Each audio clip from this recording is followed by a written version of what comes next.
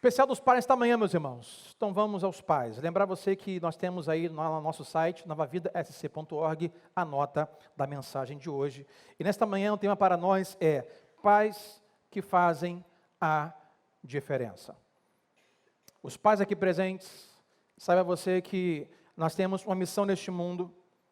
E além de ser pai, qualquer pessoa que veio ao mundo, ela precisa fazer a diferença. Principalmente se está em Cristo. E para fazer a diferença, precisamos ser diferentes. Porque se formos igual a todo mundo, nós não faremos diferença. Se você for uma festa com a roupa igual a todo mundo, você não faz diferença. Se você fizer a sua vida, a sua paternidade, o seu casamento, a sua família, os seus negócios, igual a todo mundo, você não faz a diferença. E ser pai hoje não é brincadeira. Ser pai hoje não é fácil. Vivemos uma cultura onde a figura do pai está sempre sob ataque. Parece que a paternidade, a figura masculina na cultura de hoje, tem sempre um alvo nas costas. Não é fácil ser pai. Mas quando lemos as Escrituras, nós vemos que, se olharmos os evangelhos, Mateus, Marcos, Lucas, João, ali há mais de 165 vezes, nos 4 evangelhos, onde Jesus se relaciona com Deus na figura de pai. E por mais de 165 vezes, ele chama Deus de Pai. Então diríamos que há um convite da palavra de Deus, em nossa relação com Deus, em que Ele prefira que nós entendamos uma relação com Deus na figura paterna. O próprio Jesus, quando ensinou a orar, perguntaram: Senhor, nos ensine a orar. Ele disse: quando forem orar, orem assim: Pai nosso que estás nos céus. Deus sempre quer que nós o enxerguemos na figura de Pai. E vai lembrar isso aqui, isso difere se você hoje é pai ou não, se você é uma mulher. A relação nossa com Deus é sempre na figura de preferência paterna. O que na Bíblia vai chamar, na palavra grega chamada Abba. Abba, pai. Abba quer dizer intimidade, íntimo, próximo. Abba, pai. Paizinho, pai íntimo, pai próximo. Relação paterna. E o diabo sabe disso. Por isso que o diabo, a cultura hoje, tem um ataque número 1, um ataque preferido do diabo na raça humana, na mente humana, é essa imagem de Deus como um pai e contra toda figura paterna. Ora, porque se o diabo então destrói essa relação, essa imagem, essa figura paterna da relação humana, automaticamente isso prejudicará a relação do homem com Deus. Por que motivo? Porque muitas vezes nós vemos nosso Pai Celestial, nosso Pai, nosso Deus, através da lente ou do filtro de experiências com nossos pais terrenos. Então, se nós tivermos um péssimo pai, por esse filtro, por essa experiência, é mais ou menos o tipo de relação que eu vou ter com meu Pai Celestial. Talvez você aqui hoje, se você é pai ou não, homem ou mulher, talvez você passou aqui por momentos, experiências específicas com os seus pais. Eu vou te dar alguns exemplos. Talvez alguém que hoje vai dizer que a sua relação com o seu pai foi um pai encorajador. Meu pai sempre foi encorajador, pastor Sandro. Meu pai encorajava, dizia: você é bom, você vai, você pode.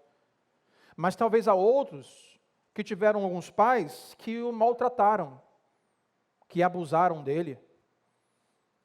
Ou talvez filhos tiveram seus pais e seus pais o abandonaram. Meu pai foi além, pastor, de me maltratar. Meu pai nos deixou e foi embora quando eu tinha 3, 4, 5 anos, não sei. E hoje vivemos sem pai, eu e minha mãe guerreira, que nos sustenta até hoje. Outros talvez nem tiveram a oportunidade de conhecer os seus pais. Sua mãe solteira te criou e você não sabe nem quem foi seu pai. Observe, relações distintas com a paternidade que de alguma maneira vão afetar a nossa relação com Deus. É isso que o diabo quer. O diabo hoje ataca a figura masculina. O diabo hoje ataca a figura da paternidade. Se você for reparar, eu não saí muito essa semana para shoppings. Mas perceba comigo se eu não estou certo. Minha percepção. Me parece que esse Dia dos Pais, nas lojas, nos shoppings, nós tivemos menor investimento de publicidade. Alguém percebeu? Levanta a mão. Não vimos grandes comerciais. Não vimos shoppings com grandes placas sobre Dia dos Pais. Não temos. Talvez a Olimpíada nos roubou essa parte publicitária, mas não tivemos. E cada vez mais querem abater diminuir ou extinguir a figura paterna. Uma ideia ideológica de mulheres sozinhas se sustentam, não se sustentam, assim como homens sozinhos não se sustentam. Criou Deus o homem, viu que era bom, criou então os animais com os seus pares, então viu Deus que o homem só lhe faltava alguma coisa. Não é bom que o homem viva só, façamos a ele uma mulher idônea, ao seu lado, não maior, nem melhor, nem superior, nem inferior, mas igual a ele, feito a partir dele, para que caminhe junto com ele, submissa, para que tenha junto com ele a mesma missão de vida. É isso. Mas hoje a ideologia do mundo quer diminuir os homens, fazer os homens masculinos, principalmente, desaparecerem.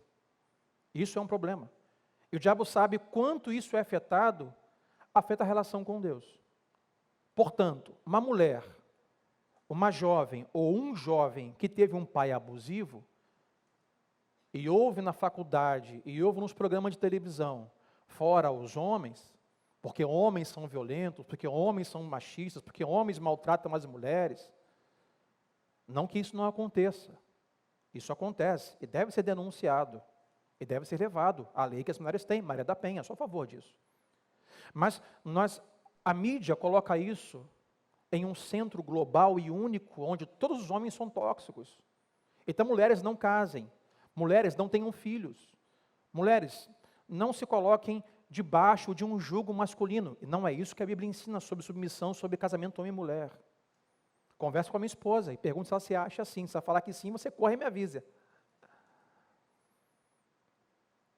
Então, se temos uma jovem que foi deixada, não protegida, não alimentada, não sentiu segura, ou abusada por um homem, o diabo sabe que a leitura de pai, Deus, como um homem, como pai, ela é completamente afetada. O oposto disso é quando nós não maculamos a imagem do homem, mas fortalecemos a imagem do homem. Quando nós não diminuímos, mas quando nós nos importamos com a imagem do homem. Quando nós fortalecemos o homem, quando nós fortalecemos o pai. Por isso é que é importante você participar das reuniões, pequeno grupo de homens, encontro de homens. Quando fortalecemos homens e pais, estamos fortalecendo a família. Fortalecendo a família. E é isso que vamos ver nesta manhã, como podemos fortalecer a nossa casa. Principalmente, a todos, mas principalmente você que é homem nesta manhã. O que faremos? Nós olharemos alguns pais das Escrituras e vamos ver o que eles têm a nos ensinar e como eles podem nos mostrar a fazer a diferença, que é o tema. Como eu posso fazer a diferença na minha família, sendo pai, sendo homem, no meu casamento, nos meus negócios, nos meus netos, na minha casa. Então tome nota, no site tem acompanhamento aí, número 1, Adão. Do lado de Adão, escreva assim: quando não há manual de instruções. Pais de primeira viagem, levante a mão aqui. Primeiro filho. Se for pequeno, então, levante a mão. Jefferson, Liliane, lá atrás, filhos pequenos. Adão nos é um exemplo do que fazer quando não há manual de instruções. Quem foi Adão? Adão foi o primeiro homem da terra, portanto, o primeiro pai da terra. Não houve um pai antes dele. Adão não teve pai. Seus filhos não vieram com manual de instrução. Imagine, Adão e Eva, criando Caim e Abel, sem nenhuma ideia de como fazer. Além de ser os primeiros pais da terra, e não terem um pai para se basear, do tipo, já fez isso com sua mãe e com seu pai? Você que é o pai de primeira viagem? Mãe, me socorre, pai, me ajuda. Me lembro como fosse hoje, nosso primeiro filho, Felipe. Sem manual de instruções. Adriana e eu. Felipe recém-nascido, primeiro filho. Então ficou engasgado, entupido, com uma secreção nasal, e começou a ficar roxo no berço. E agora fazemos o quê? Vivíamos um início de telefone celular móvel, eu já tinha. E liga para o pai, liga para a mãe, o que fazemos, e Felipe roxo, quase indo a óbito. Minha mãe lembrou que nós tínhamos aquela bombinha de puxar a secreção, graças a Deus, porque não tem, é boca no nariz e suga. Falei, pega e puxa, e de repente ele... E não tinha zap, foi ligação mesmo. Adão não tinha um pai anterior para perguntar o que fazer com Caim e com Abel. Além disso, Adão não tinha recursos que nós temos hoje. Adão não tinha como ouvir um podcast de como criar filhos. Adão não podia assistir um tutorial no YouTube. Adão não tinha um pastor para consultar, uma palestra para casais. Não, Adão não tinha um livro para comprar, um vídeo para assistir, nada disso ele tinha. Pequeno grupo sobre casais, como criar filhos, nada disso ele tinha. Como Adão fez? Embora Adão não tivesse nada, nenhum recurso, ele tinha uma coisa, ele não tinha nada, exceto um relacionamento com Deus. Você, pai, anote isso. Adão não tinha recurso algum, exceto um relacionamento com Deus. Olha comigo Gênesis 3, versículo 8. A versão que leio é a versão NVT nesta manhã. Gênesis 3 já é após pecado. Quando soprava a brisa do entardecer, o homem e sua mulher ouviram o Senhor Deus caminhando pelo jardim e se esconderam dele entre as árvores. Até aqui. Esse era um costume diário. Ao final da tarde, o texto vai dizer, quando soprava a brisa do entardecer, Deus sempre caminhava pelo jardim, em comunhão com Adão e Eva. Esse dia é um dia especial. Especial por quê? Não é porque Deus não vai caminhar, continua caminhando com eles. É especial porque eles haviam pecado e por isso se esconderam. Mas não era comum se esconder. O comum era ter relação. Adão não tinha recurso algum, exceto um relacionamento com Deus. Não há substituto para uma relação com Deus. Às vezes nos sentimos despreparados.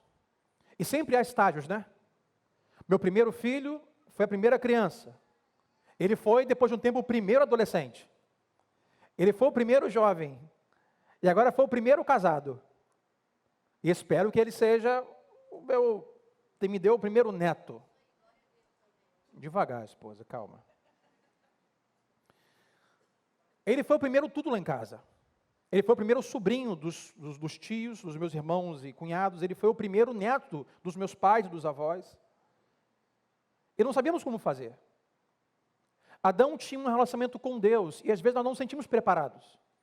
E às vezes os conselhos externos não serão suficientes. Porque às vezes o conselho de um é baseado numa experiência que não é a sua.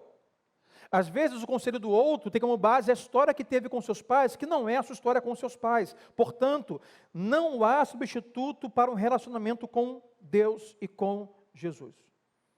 Podemos ter todos os recursos hoje em dia. Pastor, hoje é fácil, tem um vídeo, tem podcast, tem apostila, tem livro, tem congresso, conferência. Não é o suficiente. Porque é uma relação paterna de pais e filhos. Podemos ter recursos, mas a fonte da paternidade está em Deus, está em Cristo. Ele é o Pai perfeito, Ele é o exemplo de paternidade. E a relação com Ele nos dará condições de sermos pais que fazem a diferença.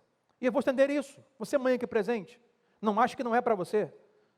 Mães que têm uma relação com Deus e com Cristo, são mães que fazem a diferença. Pode ouvir amém, mulheres? Relacionamento com Cristo. Agora, se relacionar com Deus não pressupõe perfeição, porque Adão errou? Claro que errou. Nós vamos errar? Claro que vamos errar. Vamos errar como pai e como mãe. Não temos a perfeição garantida. E às vezes, em algumas circunstâncias, as pessoas não poderão nos ajudar, porque precisamos de uma sabedoria que vai além de livros, que vai além de vídeos. Porque são pessoas, são filhos, não são robôs, não são máquinas. O seu micro-ondas está lá, aperte aqui 30 segundos. Faça com o seu filho isso. Aperte lá, 30 segundos para arrumar a cama, experimenta. 1 minuto para fazer o dever. 5 minutos para ficar pronto para ir para a igreja. Tenta. Eu não consigo, não funciona. Não são máquinas, são pessoas. Têm alma, sentimentos. E às vezes livros, podcasts, receitas não vão funcionar. O que precisamos? De Deus. Relacionamento com Deus para adquirirmos a sabedoria dos céus necessária para o nosso caso, para a nossa casa, para a nossa crise, para algo específico. Relacionamento com Deus traz algo específico. Mas além de uma sabedoria espiritual, transcendental e não humana, também precisamos reconhecer, eu quero te ajudar nesta manhã, com o dever de casa, que há fases na criação de filhos e que precisamos respeitar. E eu vou te ajudar. Primeira fase é a fase da infância. Crianças pequenas. Número 1, os pais são cuidadores. Os pais são supervisores. responsáveis. O que é isso, pastor? Idade infantil, somos cuidadores, cuidamos deles. Nós vestimos, nós alimentamos, nós cuidamos, nós protegemos, nós sanamos. Filhos pequenos, os pais são cuidadores. Mas os filhos crescem. Eles viram adolescente. Nossa relação com eles agora não é mais de cuidadores, agora é de policiais. Policiais. Seus direitos e deveres. Não pode. Chegou em casa, revista. Porque tem aí com quem você foi, com quem você andou. A hora de chegar em casa, policiais. Prendemos, soltamos, vai, não vai. É assim. Saímos cuidadores para policiais, mas os filhos crescem, ficam jovens. Então não somos mais cuidadores ou policiais. Agora nós somos treinadores, coaches. O que é isso, pastor? É treinar, certo? É incentivar, é mostrar o caminho, a importância de Deus, do casamento, da família, da igreja. É você treinar para serem homens bem-sucedidos de negócio, mulheres bem-sucedidas também de negócio, homens e mulheres bem-sucedidos, é treinamento. Não é mais cuidador, ficar com comidinha na boca, não é mais policial, agora é treinador. Mas eles ficam adultos, sim ou não? Sim. Quando ficam adultos, não somos mais cuidadores, policiais ou treinadores. Nós passamos a ser apenas consultores. Aonde damos conselhos, se eles pedirem. E quase nunca pedem, a não ser quando o negócio aperta. Então, pai, deu ruim aqui em casa, pai, como é que eu faço? Mas pai, me ajuda aí, consultores. Aonde está o problema? Quando nós não respeitamos esta ordem. Como está o mundo hoje, meus irmãos? Meus irmãos, me ajuda a pregar nesta manhã. Como é que está o mundo hoje que nós estamos vivendo? Pais de caras adultos sendo cuidadores. Filhinho de 40 anos vai para onde? Filhinho de 45 anos quer comer o quê? Eu não aguento com isso. Ou o inverso da lista. A criança tem 3 anos de idade e o pai quer ser apenas um treinador e um consultor. Faz o que quiser, se tiver alguma dúvida me pergunta. Sabe? Uma inversão de valores. É por isso que hoje o mundo está como está, as famílias estão como estão e os jovens estão como estão. Porque não se respeita o tempo de relacionamento. Vou repetir, é criança, você é protetor, você é cuidador. É você que tem que prover, alimentar, vestir, cuidar, proteger. Ficou adolescente, você é um policial, vai com quem? Não vai, não quero, não é assim. Não, como eu dizia, como é que é? Deixa para lá essa frase. Não, você não vai, você não é adulto, você não se manda. O que você vai ficar? Não, você vai comigo. É policial, revista. Tomou o quê? Bebeu o quê? Foi aonde? Cadê o Instagram? Deixa eu ver o seu WhatsApp, como é que tá. Falou com quem? Policial, adolescente. Ficou jovem? Treinador. Vai lá, mercado de trabalho, faz um curso, se profissionaliza, vai lá, vai viver a sua vida. Ficou adulto, meus irmãos, como flecha na mão do guerreiro, tamanho de estadista. Você mira no alvo, você taca, você larga, você solta e manda embora. Casa, homem, arruma uma mulher para tu. Faz filho nela, constrói uma família, arruma um trabalho. Você é homem, precisava, papai está aqui, papai te ajuda. Estou junto, mas agora, seja homem, seja adulto. Hoje nós temos pais infantilizados. Nós temos hoje uma ausência de homens e nós temos muitos meninos de 30, 40 anos de idade.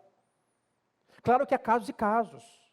Nós temos outros casos, né? Crianças que crescem com algum tipo de problema, seja físico, mental, seja ele de repente tenha um índice pouco elevado de autismo, alguma necessidade específica, mas, via de regra, nós temos que nos relacionar com os nossos filhos de forma a prepará-los para a vida. Mas Adão nos indica, nos diz, nos mostra que, embora tenhamos uma receita de como fazer, nada substitui a nossa relação com Deus.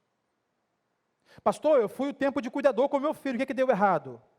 Faltou sabedoria, comunhão com Deus, porque seu filho é seu filho, meu filho é meu filho, e são pessoas e gerações diferentes. Número 1, procure recursos, mas nada substitui a sua relação com Deus. Se você quer fazer diferença, se relacione com Deus. Mas além disso, além de Adão, nós temos um segundo homem que ensina a fazer diferença e chama-se Noé. E coloca do lado de Noé, escreva aí, quando Deus não faz sentido, ou quando a palavra de Deus não faz sentido para o tempo que vivemos. Às vezes entramos em fases de vida, às vezes entramos em momentos culturais, onde parece que a palavra de Deus, ou o que Deus diz, não faz nenhum sentido. Permita-me dizer que se Deus para você sempre faz sentido, provavelmente está servindo um Deus que você criou para você mesmo. Há parênteses aqui. Ontem, em minha casa, nas redes sociais, me deparei então com a fala de uma cantora anteriormente gospel, agora não gospel, chamada Priscila, que graças a Deus tirou o nome Alcântara. Graças a Deus, tirou o Alcântara, né? Não faz com o Alcântara, deixa o Alcântara quietinho ali. Outra Priscila Alcântara, agora só a Priscila. Ela disse assim, no vídeo. Perguntaram assim, você ainda frequenta igreja? Ela diz o seguinte, não, eu ainda vou à igreja ouvir pastores que pregam aquilo que para mim faz sentido. Esse é o problema. E eu leio a Bíblia, ela disse isso mesmo, eu leio a Bíblia e interpreto conforme eu acho que faz sentido. O que isso quer dizer? É de servir um Deus ouvindo pessoas que pregam a Bíblia de forma que para ela faz sentido, que é bom para ela, e ela lê a Bíblia de forma a interpretá-la de forma que ele faça sentido. Se nós servimos um Deus que para a gente, na cultura de hoje, sempre faz sentido, estamos servindo um Deus errado. Porque Deus, para o mundo de hoje, não faz nenhum sentido. O que a cultura diz, como se deve ser um homem, um pai, uma pessoa, o que fazer, não faz sentido para aquilo que Deus diz que nós temos, que precisamos ser ou fazer. E Noé não foi diferente. Noé vivia uma sociedade onde nunca antes havia existido o fator chuva, como o de ontem. O povo em Noé nunca tinha visto chuva e nem sabia o que era. Dilúvio, então, a palavra ali era desconhecida. Barco era desconhecido. Então Deus vem a Noé e diz o seguinte, Gênesis 6, verso 17 ao 19. Preste atenção, Noé, em breve cobrirei a terra com um dilúvio, ele não sabe o que é, que destruirá todos os seres vivos que respiram, tudo que há na terra morrerá. Com você, porém, firmarei minha aliança. Portanto, entre na arca com sua mulher, seus filhos e as mulheres deles. Leve na arca com você um casal de cada espécie de animal selvagem e doméstico, um macho e uma fêmea, para mantê-los com vida. Até aqui. Essa ordem de Deus, esta palavra de Deus não fazia nenhum sentido. Dilúvio, não sei o que é. São muitas águas da chuva. Chuva nós nunca vimos. Barco, para que serve? Mas Noé viveu um dia de cada vez, obedecendo a palavra de Deus. Noé obedeceu a Deus mesmo quando não fazia sentido. A palavra de Deus vai nos dar algumas coisas para o nosso tempo que não faz sentido. Homens, mulheres, jovens, em relação à cultura, em relação ao seu corpo. Mulheres, em relação ao seu ventre. Homens, em relação à sua esposa. Homens, em relação aos seus filhos. Jovens, em relação ao seu corpo, em relação à sua fé, em relação ao seu comportamento, em relação à sua santidade, separação e ao seu Deus. Isso no mundo de hoje não faz nenhum sentido. Mas Noé obedeceu a palavra de Deus mesmo quando não fazia sentido, um dia de cada vez. Alguns estudiosos acreditam que Noé levou de 55 a 75 anos para construir aquele barco. Outros acreditam que levou mais de 100 anos para construir aquele barco. E com isso, a obediência de Noé não apenas o abençoou, mas salvou sua família. Escute-me isso. A obediência à palavra de Deus não só te abençoa, homem, mas salva a sua família. Diga assim comigo, a obediência à palavra de Deus não só me abençoa, mas salva a minha família. Isso vale para pais, para mães, para homens, crianças, jovens, filhos, vovós, todos. Quando alguém nesse lar está disposto a obedecer a Deus, ele não apenas é abençoado, mas sua família é salva.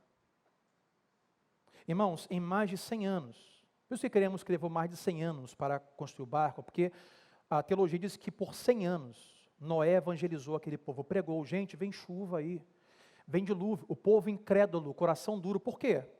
Esse cara está maluco, é doido, o que é chuva, o que é dilúvio, o que é barco? Por 100 anos ele pregou, sabe quantos se converteram dentro da família dele? Ninguém. E entrou exatamente na arca Noé, sua esposa, seus filhos, e a esposa dos seus filhos e os animais. E todos foram mortos. Mas quem salvou? Noé e sua família, por meio da obediência, mesmo quando não fazia sentido. Noé obedeceu por dias, por semanas, por anos. Isso fez com que os seus filhos estivessem na arca. E após o dilúvio, seus filhos pudessem ter uma história, pudessem prosperar, pudessem gerar filhos. Porque se Noé não fosse obediente, os seus filhos não estariam depois de semanas, meses e anos prosperando na terra. Olha o que vai dizer o Salmo 112, versículo 1 ao 3. O salmista diz: louvado seja o Senhor, como é feliz aquele que teme o Senhor e tem prazer em obedecer os seus mandamentos. Versos 2, seus filhos serão bem-sucedidos em toda a terra. Uma geração inteira de justos será abençoada. Em sua casa haverá riqueza e prosperidade, e suas boas ações permanecerão até quando? Para sempre. Aqueles que têm prazer em obedecer os mandamentos de Deus, o salmista diz que os seus filhos serão bem-sucedidos. Noé venceu um dia, depois o outro. Irmãos, precisamos obedecer a palavra de Deus um dia de cada vez. Não se preocupe com daqui a 5, 10 anos. Pense nele, se prepare, mas não fique ansioso. Já que você faz, viva um dia de cada vez. Obedeça a Deus hoje, domingo. Mas Deus, amanhã, segunda-feira. Então, um dia após o outro, eu tenho uma semana de obediência. Uma semana de obediência me impulsiona até um mês de obediência. E meses acumulados são anos de obediência, e décadas de obediência formam um legado abençoado para a sua descendência. Quer ter um bom legado? Quer fazer a diferença? Quer deixar frutos para a glória de Deus? Viva um dia de cada vez obedecendo a palavra de Deus. Jovens, mesmo quando não faz sentido. Pais, mesmo quando não faz sentido. Deixa-me trazer hoje aqui uma estatística sobre paternidade. Atenção você, pai. Uma pesquisa foi feita sobre quando uma pessoa em uma casa se converte, aceita Cristo, qual é a probabilidade, qual é a porcentagem ou chance da família também se converter a Cristo? Eis a pesquisa. Não está no telão, mas deve estar nas notas da mensagem. Vai dizer que quando uma criança na casa se converte, há 3,5% de chances da família se converter. 3,5%. Quando uma mãe se converte, assim foi com a minha mãe, há 17% de chances da família se converter. Pasmem agora. Quando um pai se converte, há 93% de chances da família inteira se converter. Isso não diz que homem é melhor que a mulher. Isso fala sobre a influência de um pai dentro de casa. Mas geralmente o que acontece, não é uma regra, mas é a maioria. As mulheres chegam para Cristo primeiro, sim ou não? A maioria acontece. Acontece de um homem, de um pai chegar para Cristo primeiro, mas é minoria. Porque o diabo sabe disso, meus irmãos. O diabo sabe que o quanto ele macular a imagem masculina, paterna, enquanto danificar a relação de filhos com os pais, então ele muda a ideia das pessoas com Cristo. Então, se uma mãe solteira, que foi abandonada por um homem, foi maltratada por um homem, violentada emocionalmente, fisicamente, a criança assistiu, quais são as chances da criança ouvir sobre Deus, Pai amoroso? É muito difícil. Só terapia, só psicólogo, ou a quebra de paradigmas através do Espírito Santo no coração dessa pessoa. Pais, pesquisas dizem que quando um homem, um pai de família, chega para Cristo, 93% de chance da sua esposa e seus filhos chegarem para Cristo. Talvez você, pai, veio hoje nessa manhã aqui, e não é comum você vir aqui. Você veio talvez porque sua esposa te arrastou, seu filho te chamou, e hoje em nome de Jesus, ouça o que estatísticas e a palavra de Deus diz do seu poder de influência espiritual e emocional na sua casa. Homens precisam cuidar da sua saúde emocional. Homens precisam cuidar da sua saúde espiritual. Ontem em casa, no meu escritório, terminando esse sermão e já pensando sobre o mês de setembro, eu confesso que eu fui, assim, talvez por Deus levado, eu vou orar por isso, a uma nova série de mensagens que fale sobre a alma, sobre as emoções, sobre o cuidar da sua alma. Eu me lembrei dos evangelhos de Marcos, onde Jesus vai dizer assim: vós que estáis cansados e sobrecarregados, vinde a mim. Eu vou aliviar o peso sobre a alma, sobre a vida de vocês. Então, ouça também que pai que está aqui nesta manhã, quem sabe veio porque sua esposa te trouxe, você não costuma vir aqui, ou nenhuma igreja, pela primeira vez ou não. Deus colocou em suas mãos uma arma poderosa de influência sobre a sua casa.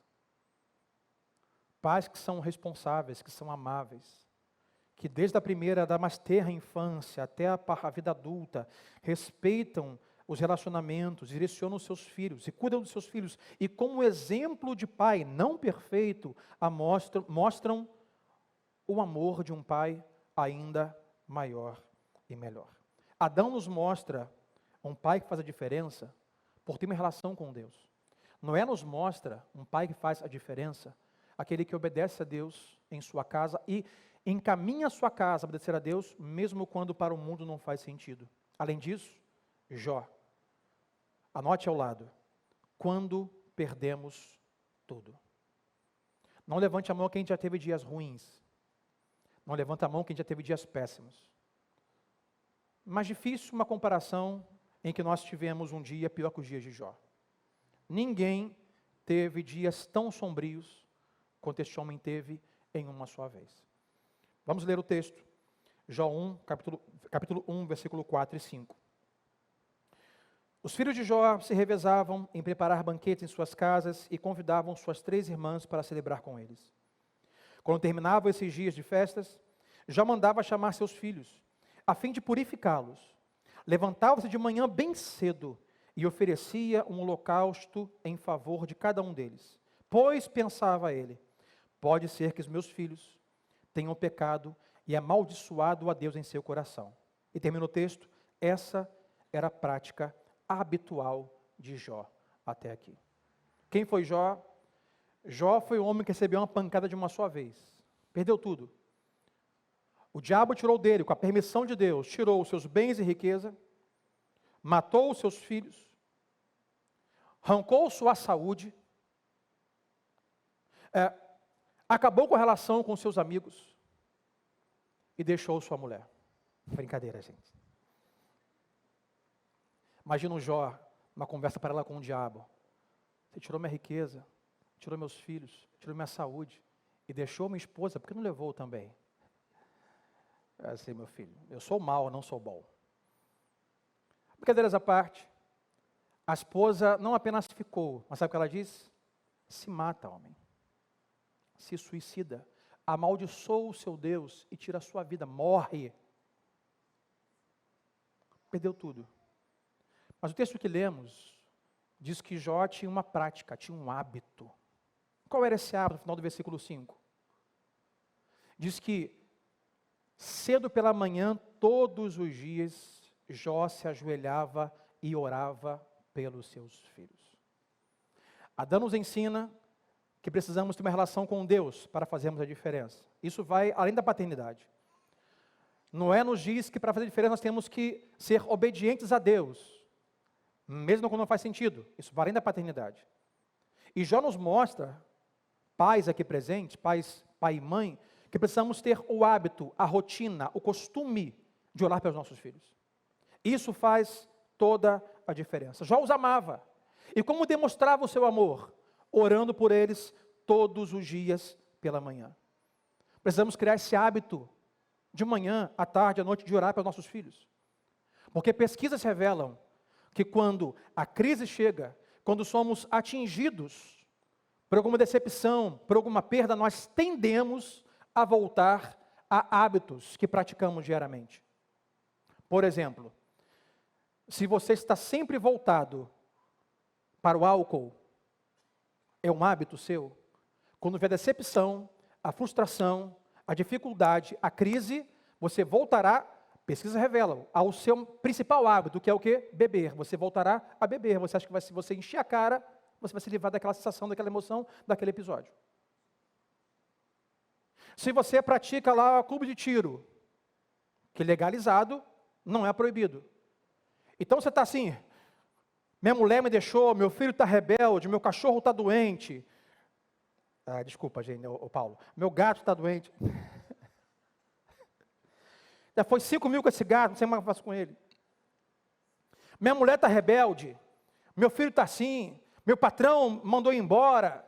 Para onde você vai? Para aquilo que é o seu principal hábito. Vou para o clube de tiro, dou tiro. Alguns vão jogar uma bola, outros vão jogar videogame, outros vão fazer isso. Agora, se a oração é o seu hábito, quando a crise aperta, para onde você vai? Para a oração.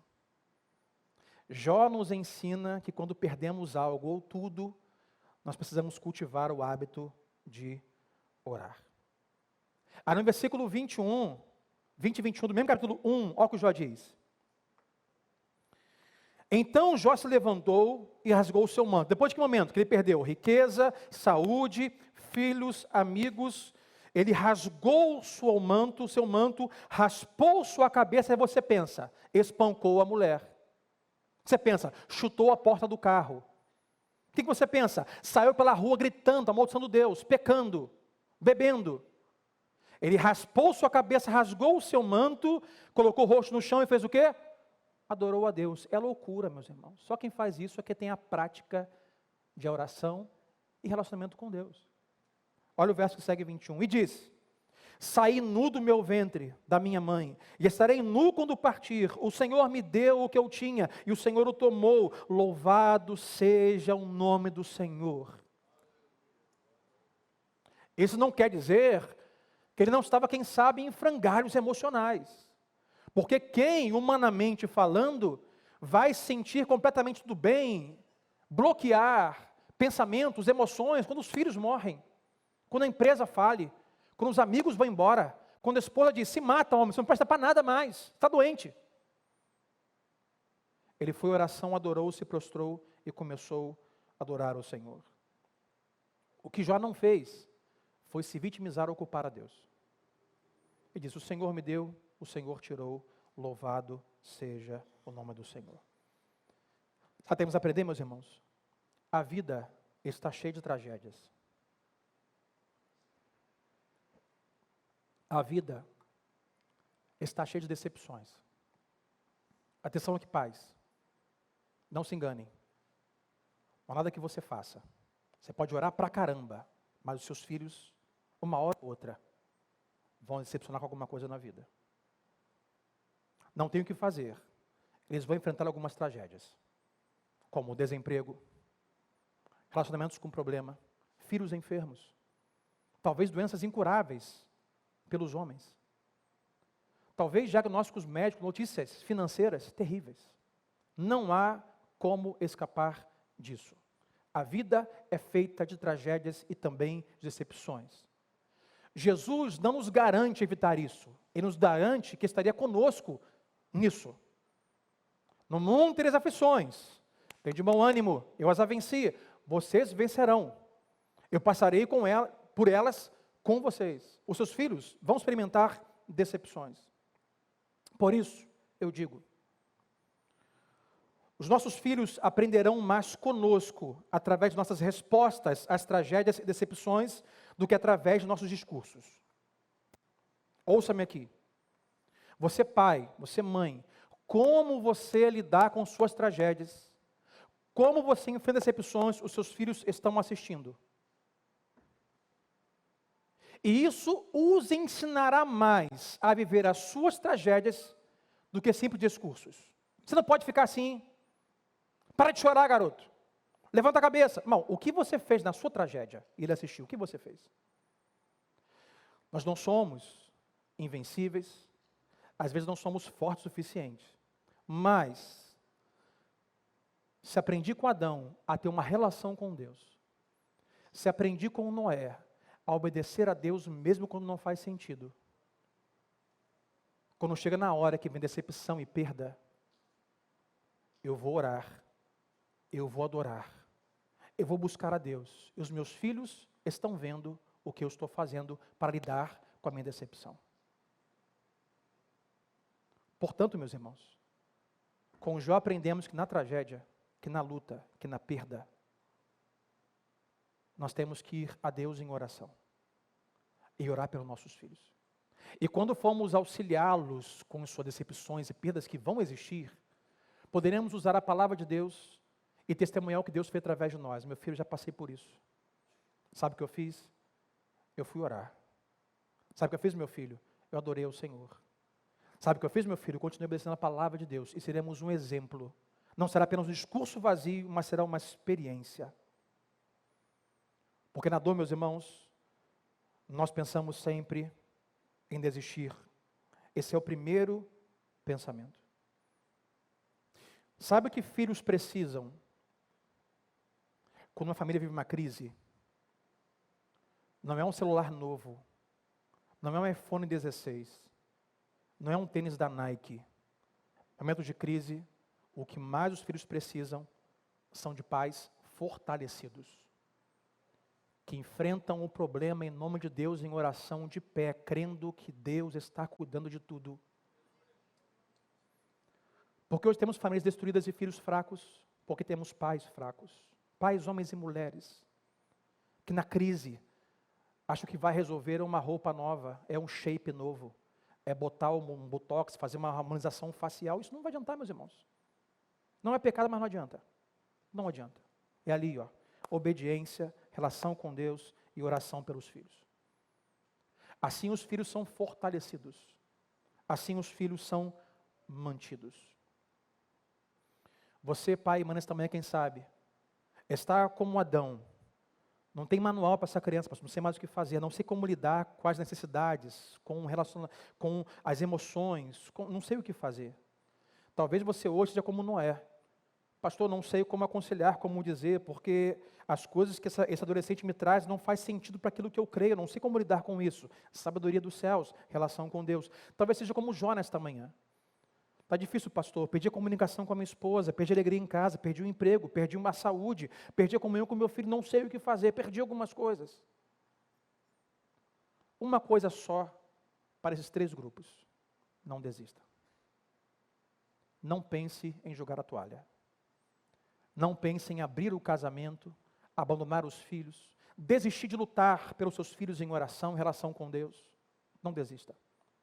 Nesta manhã, minha oração é que Deus te leve a você enxugar o suor, enquanto aguarda no canto do ringue sentado, alguns minutos para levantar e voltar à luta, meus irmãos. Nós temos que lutar pela nossa casa. Diga assim para o seu irmão do seu lado: você precisa lutar pela sua casa, lutar pela sua família. Jó não sentou se vitimizando, culpando a Deus. Que Deus é esse? Está vendo aí? É mão de via única. Adoro o Senhor, faça para o Senhor, o Senhor fala por mim. E não ficou se vitimizando.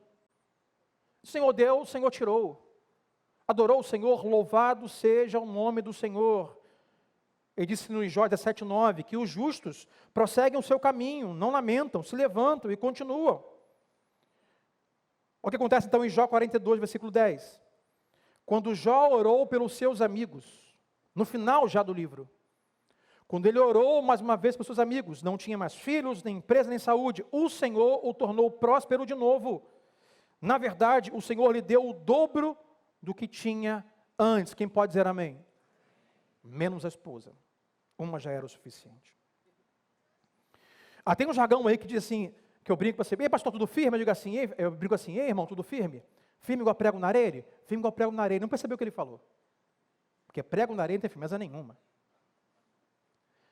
Mas eu me lembrei ontem de uma que os meus avós diziam, que é assim: firme igual cabelo no biscoito. Hã? Já um dia? Bota o biscoito na boca e... Ó, que nojo, pastor. Mas, quando você pega o cabelo, assim, ele foi feito na massa, está preso no biscoito, ó, ele é firme, ele não sai. Tu tem que pegar, tem que pegar um pedaço do biscoito e jogar fora. Não sai, irmão, não sai. Então não diga para o seu irmão, fique firme com o cabelo no biscoito. Mas temos que ficar firme com o cabelo no biscoito. Estou agarrado, não vou desistir. Pastor, Deus me colou essa mulher, que me colou esse homem, me deu esses filhos, me deu essa família. Não desista da sua família, pai. Não desista da sua casa, mãe. Mas cultive como Adão uma relação com Deus. Como Noé, obedeça a palavra de Deus, mesmo não faz sentido. E como Jó, aprenda a orar pelos seus filhos. E quarto e último, mais vamos aprendemos, chamado José. Quem foi José do Egito? Não, o pai terreno de Jesus. Coloque ao lado. Quando a sua reputação está em jogo.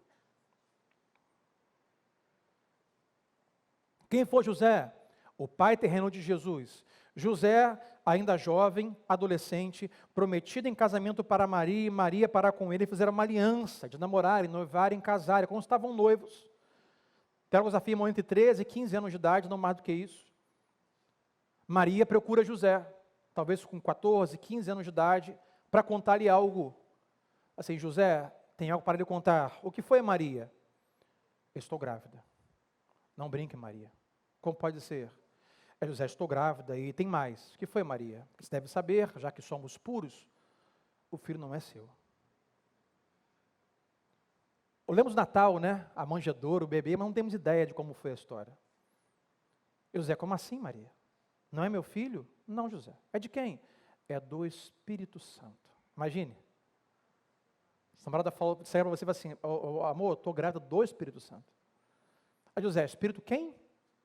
Espírito Santo. Aí José agora tem um problema. O problema é sua reputação. Isso vai se espalhar. Como é que vai ser? Ele precisa agora decidir o que vai fazer, porque a sua reputação está em jogo. E olha comigo Mateus 1, 19 a 21, vai dizer assim a palavra de Deus. José, seu noivo, no caso de Maria, era um homem justo, e resolveu então, pela sua reputação, romper a união com Maria em segredo, pois não queria envergonhá-la com sua separação pública. Enquanto ele pensava nisso o quê? Na sua reputação, o anjo do Senhor lhe apareceu em sonho e disse, José, filho de Davi, não tenha medo de receber Maria como esposa, pois a criança dentro dela foi concebida pelo Espírito Santo. Ela terá um filho, e você lhe dará o nome de Jesus, pois ele salvará o seu povo dos seus pecados. Até aqui. E o resto da história você conhece. Ele não rompe com Maria, ele se une a Maria, ele é feito pai terreno de Jesus e está com ela antes, durante, após o nascimento. Mas ele tem que decidir sobre a sua reputação, porque, meus irmãos, venhamos e convenhamos. Isso vai se espalhar em Nazaré. Ele tem que pensar, ele é carpinteiro. As pessoas, quando dizem assim, vamos ali na loja de José comprar um móvel, não vai não, não soube não? José engravidou a namorada dele, é mesmo? Não compra nada com ele não. A família, chega para as festas, está sabendo? O quê? José engravidou Maria, não brinca. Ó, meu filho, não se mistura com José, não anda com ele, corta ele no WhatsApp, sai do grupo que ele te colocou, não faz parte disso. Reputação. Mas ele faz uma escolha. A escolha que ele faz é se entregar ao convite de Deus para ser o pai terreno do Messias que viria. Ele abre mão da sua reputação em prol de fazer a vontade de Deus. José nos ensina, meus irmãos, que é mais importante o que Deus pensa de nós do que os homens pensam de nós. Pastor, é importante que os homens pensem de nós? É importante. De que forma? Dar o bom testemunho.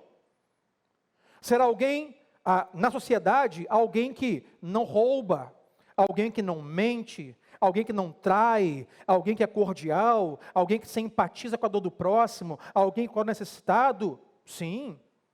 Mas quando falamos sobre vontade de Deus anunciada, quando falamos sobre obedecer aos homens ou a Deus,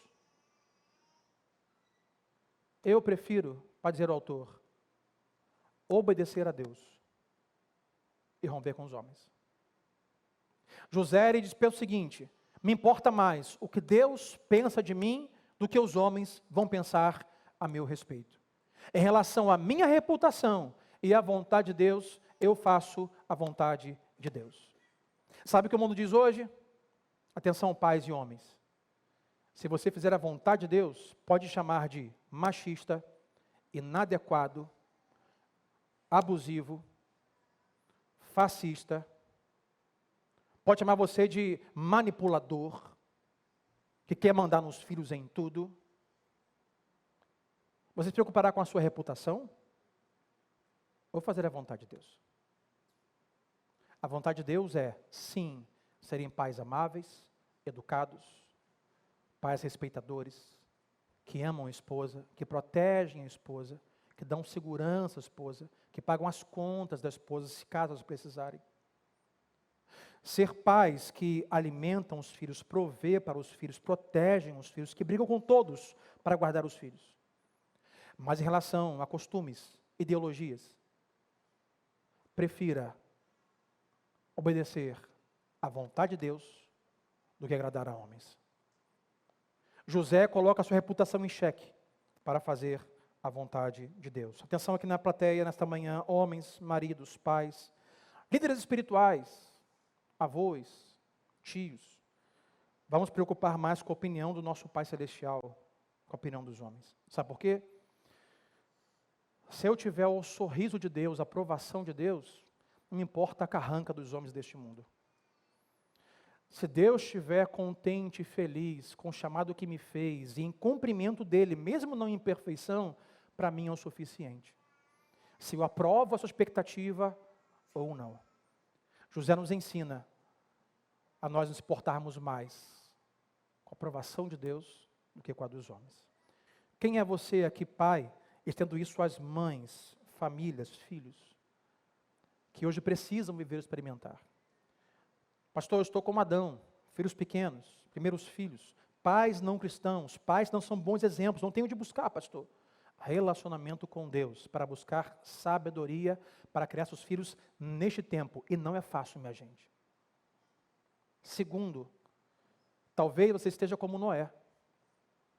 Você olha a cultura, olha o que o seu filho requer, olha a demanda do século e parece que a palavra de Deus não faz sentido. Obedeça a palavra de Deus e você abençoará a sua casa e salvará a sua família. Talvez como Jó. Pastor, perdemos algumas coisas, minhas emoções estão desequilibradas. Meus filhos desequilibrados. Crie o hábito de orar pelos seus filhos, pelo seu casamento, pela sua família. E por último, se preocupe com a vontade de Deus para a sua casa, independente do que as pessoas vão dizer ou pensar.